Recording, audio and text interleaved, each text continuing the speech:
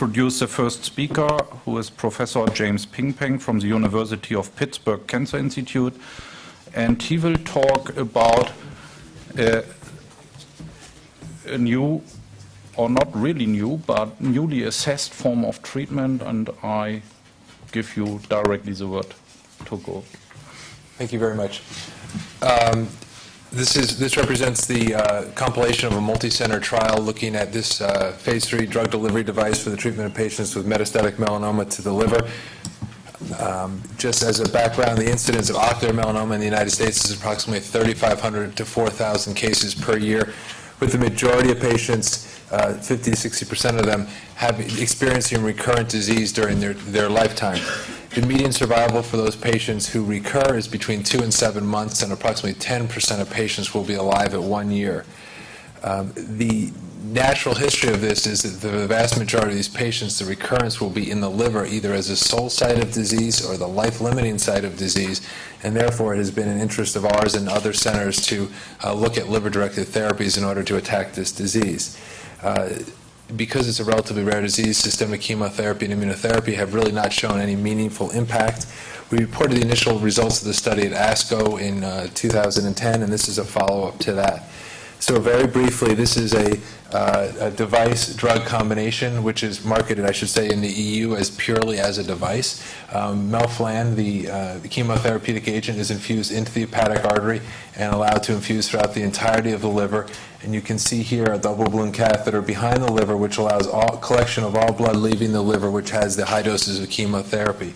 The blood is then brought out of the body through a catheter-based system, brought through 2 inline filters. The chemotherapy is filtered out and then returned to the patient. The drug is administered over 30 minutes, and there's a 30-minute period of washout to make sure there's no delayed release of drug. So this trial was accrued, initially started at the NCI in Bethesda, Maryland, and then rolled out to 9 other centers. So for 10 centers, 46 patients per arm was the goal. 1 extra patient was accrued. It was a randomization between the experimental trial and best alternative care, which was available to the patients. The melphalan dose was 30 milligrams per kilogram over 30 minutes, which actually represents nearly a bone marrow ablative dose of drug. And disease was stratified ocular versus cutaneous melanoma. Sorry to interrupt, I thought this was a term.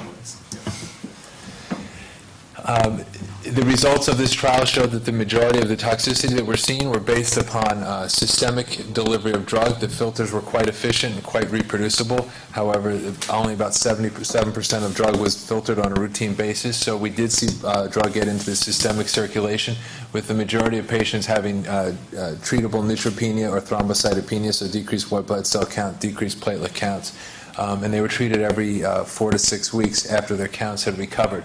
Even with extensive, heavily pretreated livers and involved with tumors, we saw that there was minimal liver-directed toxicity. So the mortality rate in 116 procedures done was 3 out of 116 procedures, or 2.6%, which is relatively similar to invasive procedures. The mortality was associated with bone marrow suppression in 2 patients who had neutropenia or overwhelming infection due to low blood counts, and then 1 patient who had massive hepatic replacement was the first and only patient we've seen in this program who died of hepatic failure, and this was 30 days after his treatment. When we look at the primary endpoint of the trial, and the trial is designed as a crossover trial, meaning that patients are randomized to the standard of care arm of the trial. When they progress in their liver, if they progress in their liver, they are then offered the experimental trial.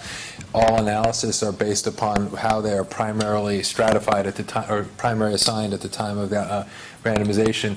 And what we see is a 8 versus 1.6 month difference in hepatic progression-free survival, which has a p-value of less than 0.0001, with a hazard ratio of 0.35, indicating a highly significant result, with the experimental arm being in red and the gray arm being the standard of care arm.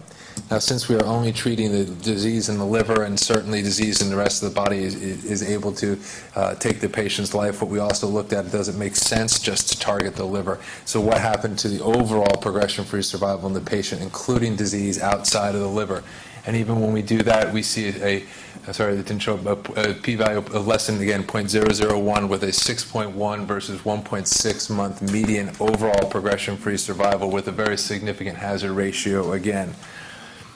Because of the crossover and 58% of all patients who were assigned to the primary, to the best alternative care arm, subsequently crossed over and received the experimental treatment, we did not see any difference in overall survival within this trial.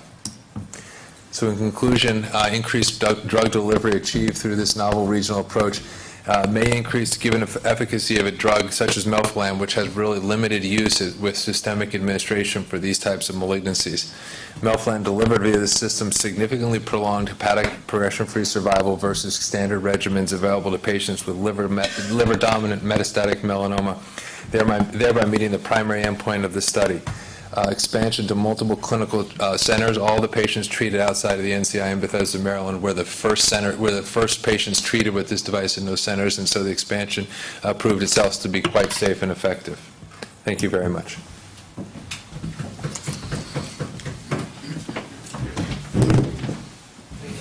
Thank you very much. Can we move to the next slides, please?